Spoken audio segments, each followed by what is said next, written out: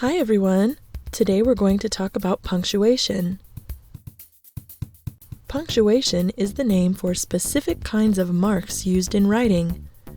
When you are speaking, you can use pauses or stops and change your tone of voice to help the listener understand. When you are writing, you can use punctuation to do the same thing.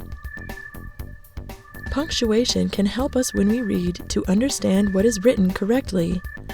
Let's learn about some of the more common types of punctuation. First, let's talk about periods. A period is a dot that marks the end of a sentence. Periods are the most common way to end a sentence because they are used to end any sentence that isn't a question or an exclamation. An exclamation will end with an exclamation point. Exclamation points are used to show strong feelings, like excitement, or show that something is being said loudly. Question marks are easy to understand. They belong at the end of questions. Anytime you have a question, you end it with a question mark. Got it? Commas can be used in many places. They are used to indicate a pause. Let's see some of the places a comma should be used. Commas should be used to separate 3 or more items in a list. They are also used to separate compound sentences, 2 complete sentences connected by a conjunction like and, but, and or.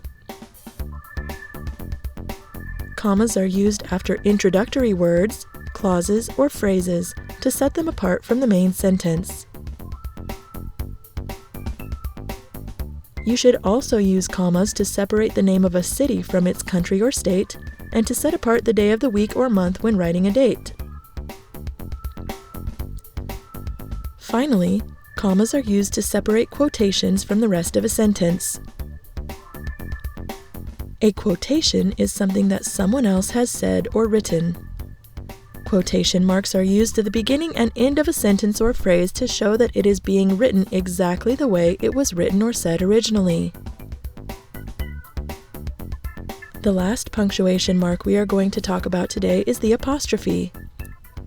Apostrophes can be used in a contraction to show that there are missing letters. Apostrophes are also used to show possession, or that something belongs to someone. There are still more types of punctuation to learn about, but I hope this helped you to understand how to use basic punctuation marks. Goodbye till next time!